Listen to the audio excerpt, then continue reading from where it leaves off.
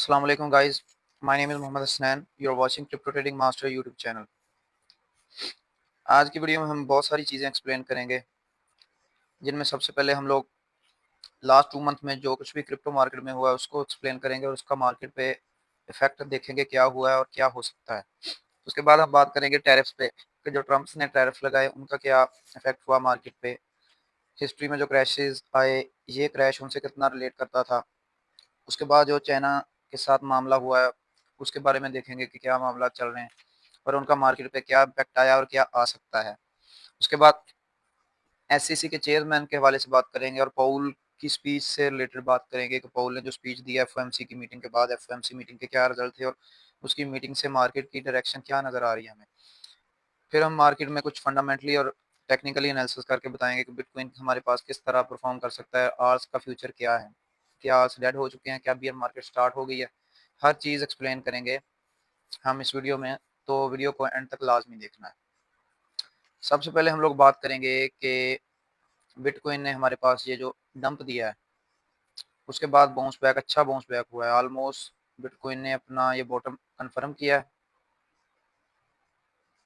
और उसके बाद तकरीबन 27% का अब तक पंप दे चुकी है मार्केट।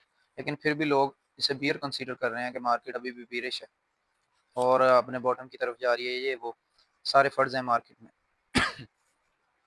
अच्छा, ये फर्ज क्यों आए और लोगों को क्यों लग रहा है और मार्केट इस तरह क्यों अपना सिनेरियो बना रही है कि ये बियर मार्केट है और मार्केट क्रैश की तरफ ही जाएगी या लॉसेज ही होंगे। तो सबसे पहले हम लोग बात करेंगे कि टैरिफ्स पे, कि ट्रंप ने जो टैरिफ लगाए हैं उस वक्त मार्केट हर बंदा ही एक्सपेक्ट कर रहा था कि ऑल सीजन आना है, ऑल सीजन में ये होगा वो होगा, मार्केट ऐसे ऊपर जाएगी। तो हमने उस टाइम भी बताया था कि मार्केट रिट्रेसमेंट ले सकती है, ये ऑल सीजन थोड़ा डिले हो सकता है। मैंने वीडियोस में बताया था जब तक पिवट नहीं होगा, पिवट को मैंने अपनी पिछली वीडियोस में एक्सप्लेन किया है कि जब तक मनी प्रिंटिंग स्टार्ट नहीं होगी, और कुछ और चीज़ें भी एक्सप्लेन की थी, जब तक वो नहीं होंगी तो मार्केट पंप स्टार्ट नहीं करेगी और ऑल सीजन नहीं आएगा। ऑल सीजन एक बात माइंड में रखें, कोई भी फाइनेंशियल मार्केट है उसने अपना साइकिल पूरा करना होता है। इसी तरह क्रिप्टो का साइकिल है, क्रिप्टो ने अपना साइकिल कंप्लीट करना ही होता है और ये जो ऑल सीजन है क्रिप्टो के साइकिल में मौजूद है, इसके बगैर साइकिल कंप्लीट नहीं होता। तो ये जो बिग मनीज हैं, इंस्टीट्यूट हैं, जो यानी वेल्स जिन्हें कहते हैं, वो हैं, इनसाइडर्स हैं, वो कभी भी नहीं चाहेंगे कि रिटेलर्स पैसा बनाएं। इसलिए इस दफ़ा रिटेलर्स यानी लोगों को नॉलेज भी है, लोगों को अकल समझ बूझ भी आ चुकी है ज़्यादा पिछली मार्केट्स की निस्बत, पिछले सीजन की निस्बत। तो इसलिए उन्होंने क्या किया है कि मार्केट को आल सीजन को डिले करवा दिया है। एक बात माइंड में रखें, ये जो सीजन है, मार्केट के हालात हैं, चीज़ें हैं, उनको डिले तो करवाया जा सकता है लेकिन कभी भी चेंज नहीं किया जा सकता। आप हिस्ट्री उठा लें, स्टॉक मार्केट की 100 साला हिस्ट्री उठा लें, आपको साइकिल जो भी है फाइनेंशियल वो सेम ही होते हैं ऑलमोस्ट। ठीक है, तो ये चीज़ माइंड में रखनी है कि कोई और सीजन माइनस नहीं हुआ, ना ही होगा, वो आएगा और ज़रूर आएगा इंशाल्लाह। कैसे आएगा फंडामेंटली और टेक्निकली मैं सारा कुछ आपको आज एक्सप्लेन करता हूँ। अच्छा, टैरिफ का मामला हुआ है, यूएसए ने सबसे पहले जी न्यूज़ बनाई जी कि यूएसए जी टैरिफ लगा रहा है सारी दुनिया पर और ख़ास तौर पर चाइना पर। चाइना के साथ ट्रेड वार शुरू हो गई। जब मार्केट में लोगों ने अपना पैसा डाला है, मार्केट बुलिश नज़र आई है, तो ये सिस्टम स्टार्ट कर दिया है कि चाइना के साथ ट्रेड वार वाला। ये ज़्यादातर न्यूज़ ही थी, ठीक है? यानी कहा जाता था हम इतने परसेंट टैक्स लगा देंगे और लोग ऐसे परफ़ॉर्म करते थे जैसे उतने परसेंट टैरिफ लगा दिया हो या टैक्स लगा दिया हो, ठीक है? अब आप थोड़ी बहुत खुद भी सर्च करें और चीज़ें देखें कि यूएसए कभी भी चाइना के साथ इस तरह डील नहीं कर सकता। क्यों? क्योंकि यूएसए की 70% इम्पोर्ट्स जो हैं, ठीक है? वो तकरीबन चाइना से आती हैं। यूएसए अपनी जो भी चीज़ें तैयार करवा रहा है, चाइना से करवा रहा है। क्यों? क्योंकि यूएसए में बहुत महँगी पड़ती हैं, तो चाइना से सस्ती तैयार करवा के अपने मुल्क में महँगी बेचता है। फॉर एग्जांपल बड़े-बड़े ब्रांड हैं, वो अपनी चीज़ें जो उनको फॉर एग्जांपल एक चीज़ वो 20 लाख की बेच रहे हैं, अपने मुल्क में वो उनको पड़ती है अब 6 लाख, 7 लाख, 10 लाख की, वही चाइना में उन्हें 1 लाख की पड़ रही। तो कभी भी चाइना यूएसए ऐसा नहीं करेगा, तो यूएसए को भी पता था कि रिस्पॉन्स आएगा चाइना की तरफ से और उसी रिस्पॉन्स को बयानिया बनाकर यूएसए ने यूज़ किया, अपनी मार्केट्स क्रैश करवाई, ठीक है? स्टॉक इतनी बुरी तरह से क्रैश हुए हैं कि आप सोच भी नहीं सकते। इतना पैसा गया है, ऐसे क्रैश जो कि आपको रिसेशन के पीछे लगा दिया जी, रिसेशन आ सकता है, रिसेशन ये, रिसेशन वो। रिसेशन कभी भी ये फिक्स नहीं होता कि रिसेशन आएगा ही आएगा, ठीक है? वो मुल्कों के हालात होते हैं, इकोनॉमीज़ होती हैं, अगर वो मुल्क अपनी इकोनॉमीज़ को सेट कर ले, रिसेशन नहीं आता, ठीक है? खतरात होते हैं, उसके पीछे लगा दिया। लोग रिसेशन के वेट में थे कि रिसेशन आएगा तो मार्केट डंप होगी। उससे पहले जो जो क्रैश आ चुके हैं ना, स्टॉक मार्केट का बेड़ा गर्क हुआ है। हिस्ट्री में 4 दफ़ा ऐसा क्रैश आया है। और लोगों को समझ भी नहीं आई कि ये क्या हुआ है। लोग समझते हैं कि नॉर्मली थी चीज़ें, और वो जो बड़े-बड़े क्रैश आने हैं वो भी आना है। ये बहुत बड़ा क्रैश था, ठीक है? क्रिप्टो पे इतना ज़्यादा इफ़ेक्ट नहीं हुआ जितना स्टॉक मार्केट पे हुआ। एक क्रैश आया था 1987 में, ब्लैक मंडे के नाम से मशहूर है वो, 19 अक्टूबर में, ठीक है? 1987 में, 19 अक्टूबर 1987 में। उसके बाद उस जैसा ही ऑलमोस्ट जो यानी बहुत बुरा क्रैश समझा जाता है, वो आया था 2008 में। जब फाइनेंशियली हालात दुनिया के खराब हो गए थे, बहुत ज़्यादा लोग जॉबलेस हो गए थे, लिहमन ब्रदर क्रैश, ठीक है? उसके बाद तीसरा क्रैश बड़ा जो आया वो है 2020 में, कोविड का क्रैश जो था, ठीक है? और उसके बाद जो बुरी तरीन हालत आई है वो 2025 में ट्रंप टैरिफ्स वाला था, ठीक है? तो ये क्रैश करवाया गया है, उसके पीछे रीजंस हैं। उसके पीछे रीजन ये है कि इन्होंने डिप को बाय करना था, ठीक है? इस क्रैश में बहुत सारे ऐसे काम हुए, ईटीएफ अप्रूव हुए हैं आल्स कॉइन के, ठीक है? इस क्रैश में जो कॉइन है रिजर्व के तौर पर, ट्रंप ने कहा था मैंने बिटकॉइन को रखना है, उसने रिजर्व के साथ आल्स कॉइन को भी एग्जेक्टिव ऑर्डर साइन कर दिए हैं। आल्स कॉइन और रिजर्व और बीटीसी को रिजर्व के तौर पर रखना स्टार्ट कर दिया गया है। जब एग्जेक्टिव ऑर्डर पे साइन हो जाए तो इसका मतलब है कि उस पर अमल दरामद शुरू हो गया, वो एक किस्म का कानून बन गया है। तो जब रिजर्व में रखा जा रहा है तो उसको हाइप ही नहीं बने दिया, उसकी तरफ लोगों का ध्यान ही नहीं जाने दिया, और खुद दबा के डिप को बाय किया गया। और देख लें मार्केट 94, 93, 95 पर पहुंच गई है, और जो लोग बैठे थे 78 पे, 80 पे, कि जी अब तो 40,000 पे, यार ऐसे नहीं होता। कोई भी फाइनेंशियल मार्केट इतने ऐसे नहीं होता कि 80,000 से डायरेक्ट 40,000 पे चले जाए, ठीक है? तो थोड़ी सी सेंस होती है। अब मैं आपको यानी को थोड़ी बहुत चीज़ें बताता हूँ कि यूएस से क्या चीज़ें इंपोर्ट करता है चाइना से, और चाइना क्या इंपोर्ट करता है, तो फिर आप अंदाज़ा लगाएं कि ये मामला सेटल होंगे या नहीं होंगे, और ये गेम प्लान क्या था। सबसे पहले देखें इलेक्ट्रिकल चीज़ें जो है ना, वो चाइना जो दे रहा है यूएसए को, यूएसए जो इंपोर्ट कर रहा है वो 28.3% है। फिर न्यूक्लियर रिएक्टर्स 19% है, टॉयज गेम 7% है, फर्नीचर लाइट्स वगैरह जो है 4.5%, प्लास्टिक वगैरह हो गया वो 4.5%, व्हीकल्स हो गई 3.7%, टेक्निकल और मेडिकल चीज़ें 2.6%। उसके बाद फिर आयरन वगैरह, स्टील वगैरह जो चाइना दे रहा है यूएस को, 2.6% उनकी टोटल जो जीडीपी है उनकी चीज़ें जो एक्सपोर्ट की जा रही हैं, वो यानी यूएसए की मैं बता रहा हूँ, चाइना से जो आ रही हैं, ठीक है? फुटवेयर की चीज़ें, क्लोथिंग, फुटवेयर में अब शूज़ वगैरह चीज़ें 2.2% वो जा रहा है एक्सपोर्ट में, क्लोथिंग में 1.9%, ऑर्गेनिक केमिकल्स में 1.9%, यानी बहुत ज़्यादा मिकदार जो यूएसए अपनी बाहर से मंगवा रहा है, एक्सपोर्ट कर रहा है, इंपोर्ट कर रहा है सॉरी, वो चाइना से कर रहा है, ठीक है? और चाइना यूएसए से क्या इंपोर्ट कर रहा है? चाइना यूएसए से सिर्फ 6.59% चीज़ें इंपोर्ट कर रहा है, और वो भी ये भी 2020 का डाटा है। अब ज़्यादातर चीज़ें चाइना ने खुद ही प्रोड्यूस करना स्टार्ट कर दी हैं। चाइना जो कर रहा है वो कुछ पार्ट्स हैं, इलेक्ट्रिकल मशीनरी है, कुछ स्पेयर पार्ट्स हैं, मेडिसिन वगैरह हैं, बस ऐसी चीज़ें हैं। लेकिन जो बहुत ज़्यादा चीज़ें चाइना दे रहा है यूएसए को, वो यूएसए को दे रहा है चाइना ज़्यादातर चीज़ें, और यूएसए की इकोनॉमी चीज़ें बहुत ज़्यादा डिपेंडेंट है चाइना के ऊपर। तो आप सोचें वो पागल होगा जो ऐसे करे, ये सिर्फ एक बयानिया बनाना था, मार्केटों को क्रैश करवाना था, और ये सारी चीज़ें सेटल होती जा रही हैं और मज़ीद हो जाएँगी। आप एक टाइम देखेंगे कि ये सारी ट्रेड वार, ये चीज़ें, ये इनकी आपस में बैठ के एक मीटिंग होगी और ये कहेंगे कि जी हमारी आपस में सेटलमेंट होगी, ये सारे टैरिफ खत्म हो गए, ये वो, हमारी ट्रेड अब बिल्कुल वैसे ही चलेगी जैसे पहले चल रही है। अब यूएसए की क्या मजबूरी है जी चाइना से लेना? यूएसए की मजबूरी ये है, यूएसए की क्या पूरी दुनिया की मजबूरी है। अब जो नेचुरल रिसोर्सेज हैं, ठीक है, रेयर अर्थ मेटल्स जो है ना, rare earth metals, rare earth minerals, उनमें यानी काफ़ी 17 एलिमेंट्स आते हैं, वो उनका 70% जो है रिजर्व चाइना के पास है। यानी जिन मुल्कों में भी निकलते हैं चाइना निकाल के देता है उनके पास, उनको पैसा देता है और खुद रखता है, ठीक है? उन अब अच्छा वो रेयर अर्थ मेटल जो हैं वो किस काम आते हैं? वो मोबाइल्स बनाने के लिए, कंप्यूटर्स बनाने के लिए, विंड टर्बाइन्स के लिए, ईवी मोटर्स के लिए। इस टाइम आप देखें जो हाइप है यानी ये इलेक्ट्रॉनिक्स में, वो किस चीज़ की है? सबसे ज़्यादा मोबाइल्स की, कंप्यूटर्स की, ठीक है? उसके बाद पानी के लिए किस चीज़ की ज़रूरत है? ठीक है? उसके लिए उसके बाद देखें कि जो विंड टर्बाइन्स बनाई जा रही हैं, ठीक है? उनकी भी हाइप बढ़ती जा रही है। उसके बाद देखें इलेक्ट्रिक व्हीकल्स जो बन रही हैं, व्हीकल्स की इंडस्ट्री। अच्छा, तो रेयर अर्थ मेटल्स का 70% चाइना के पास है, तो उसे ज़रूरत ही पड़ेगी, ज़रूर पड़ेगी, और जब वो टैरिफ लगाएँगे तो क्या चाइना पीछे हटने वाला है? चाइना भी टैरिफ लगाएगा, तो इस तरह कभी भी सेटलमेंट नहीं होती।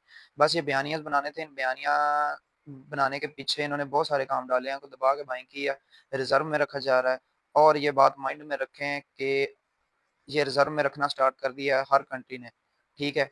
अच्छा, रिज़र्व में कौन-कौन से कॉइन अभी ट्रंप ने जो अनाउंस किए हैं, उनमें है बिटकॉइन, उनमें है इथेरियम, सोलाना, ये जो था अपना एक्सआरपी और एडा।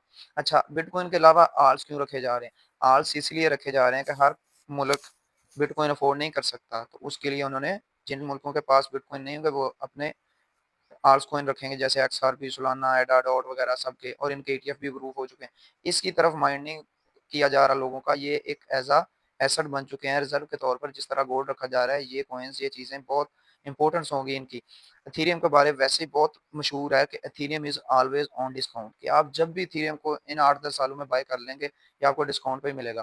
क्योंकि आने वाले टाइम में जब आप इसकी कदर देखेंगे कि एथीरियम और ये क्रिप्टो करेंसीज दुनिया पर राज करने वाली हैं, तो तब पछतावा होगा। काश अभी भी टाइम है, ब्लॉकचेन टेक्नोलॉजी, ये चीज़ें आप समझें और पढ़ें और सीखें।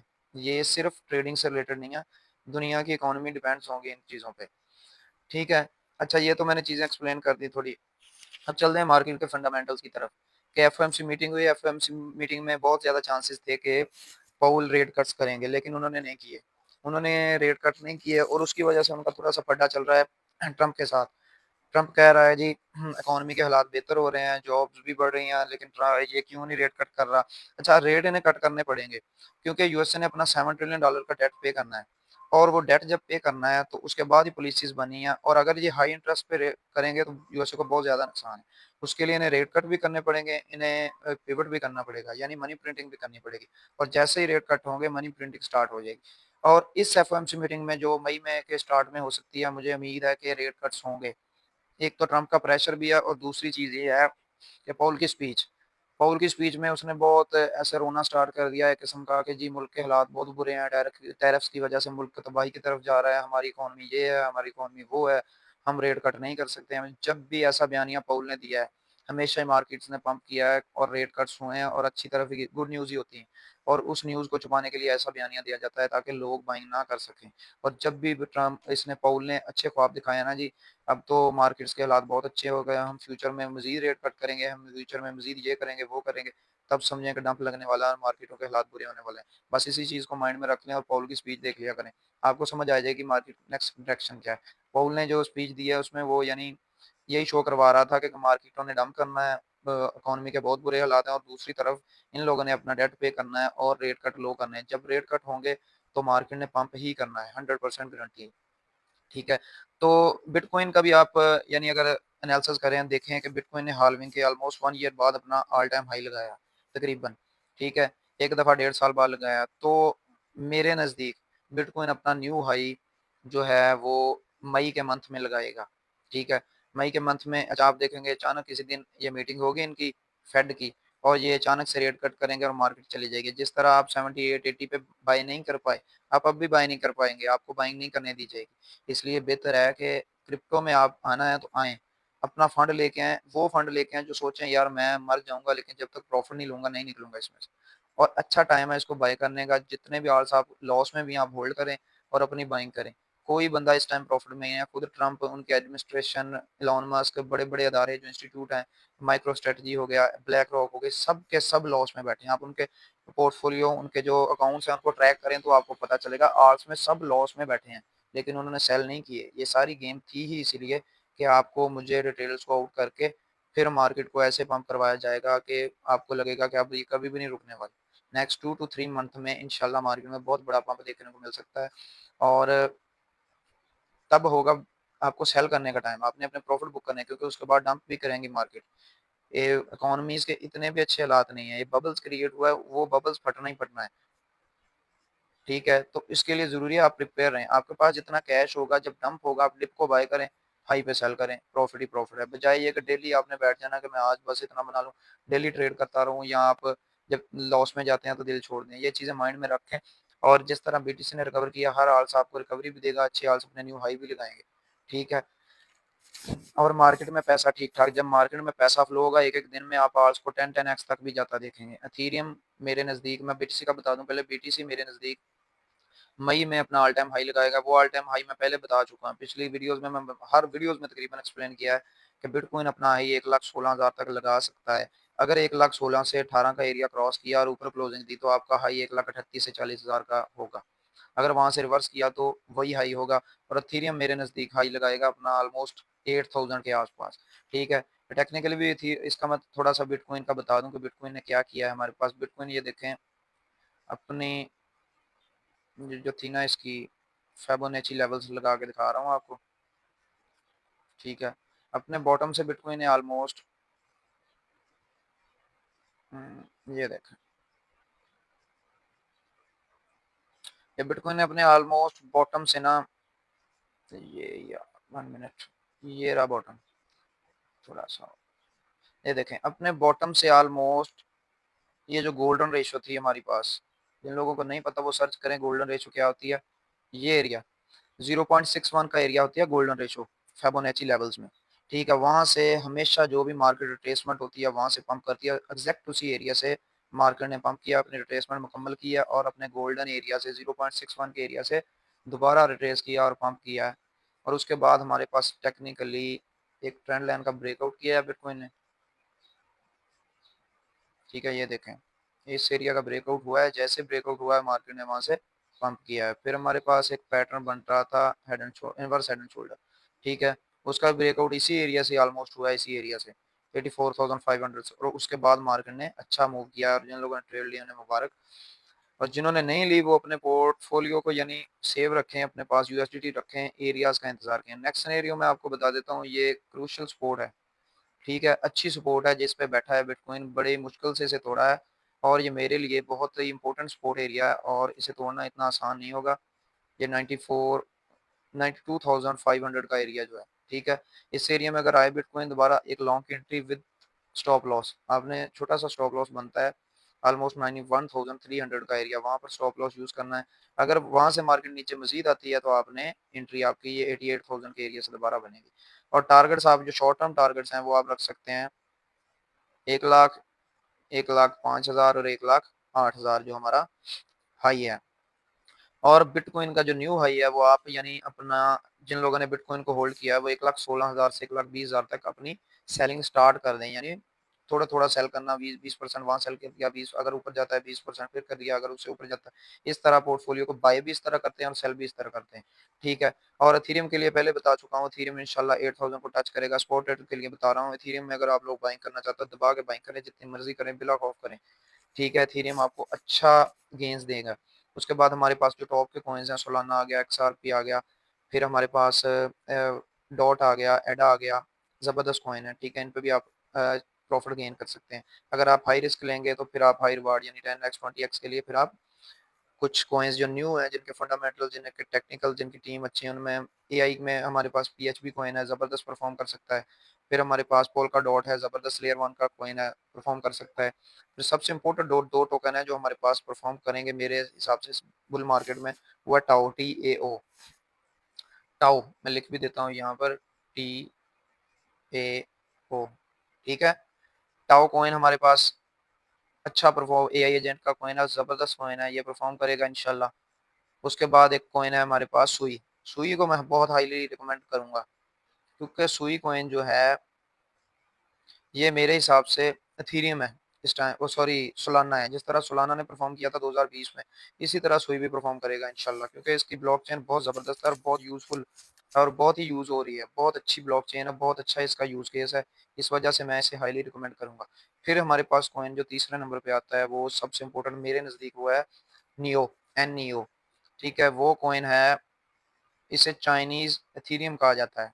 और चाइनीज जब किस चीज के पीछे पड़ते हैं तो फिर मार्केट के हिसाब से मूव नहीं होती। आप देखेंगे बुल मार्केट में कि जब भी चाइनीज किसी कॉइन को बाय करना स्टार्ट करेंगे ना, तो मार्केट पंप हो डंप हो जो मर्जी हो, उस पर इफेक्ट नहीं होगा किसी भी तरह का बिटकॉइन के डंप करने का, पंप करने का उस कॉइन पे। वो जब उसमें पैसा आएगा चाइनीज का तो बढ़ता ही जाएगा। तो नियो जो कॉइन है इसका गैस टोकन भी इसका है।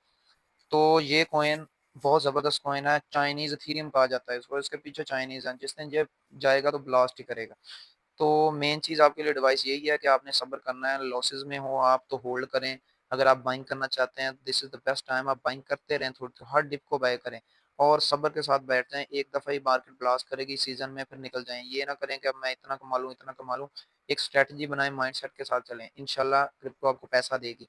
वरना जिस तरह हम लोग करते हैं, थोड़ा सा पंप हुआ जी निकल जाओ मार्केट से, थोड़ा सा डंप हुआ निकल जाओ, फिर डंप में बाइंग कर लेंगे, ये कर लेंगे, डेली बेस पे बाइंग कर रहे होते हैं, कुछ नॉलेज नहीं होता, इस तरह हमेशा लॉसेज ही होंगे। पर मार्केट को इससे कोई फर्क नहीं पड़ता कि आपका पैसा कहाँ से आया था, आपने कोई चीज बेची थी, आपने कुछ किया था, अपनी फीस डाली थी। स्टूडेंट्स की बात कर रहा हूँ, मार्केट को ये चीजें नहीं माइंड में होती मार्केट के, जी मैं फलां बंदे का पैसा, मार्केट में तरस नहीं है। ठीक है, वो आप पे तरस नहीं करेंगे। क्या आपको आपका पैसा वापस, इसलिए अपने पैसे की कदर करें और अगर आप लॉस में हैं भी तो आप होल्ड करें। ये बहुत अच्छी एडवाइस दे रहा हूँ आपको, आप होल्ड करें, अच्छा टाइम ज़रूर आएगा और बहुत करीब ऑल सीज़न आएगा। ऑल सीज़न में पैसा बना के निकल जाएँ और जब डिप आए हम लोग इंशाल्लाह आपको बाइंग करवाते रहेंगे। तो मज़ीद अच्छी इन्फॉर्मेशन के लिए आप चैनल को सब्सक्राइब कर लें और ग्रुप का लिंक डिस्क्रिप्शन में मिल जाएगा, व्हाट्सएप का ग्रुप है वो भी ज्वाइन कर लें। और अगर किसी को कोई क्वेश्चन हो, मैंने चीज़ें बहुत सारी आज एक्सप्लेन कर दी, वीडियो काफ़ी लंबी बन गई है। तो अगर किसी को फिर भी क्वेश्चन हो तो आप कमेंट में बता सकते हैं, मैं इंशाल्लाह आपकी हर रिक्वायरमेंट्स को पूरा करने की कोशिश करूँगा, हर तरह के क्वेश्चन का आंसर दूँगा। मिलते हैं नेक्स्ट वीडियो में, अल्लाह हाफ़िज़।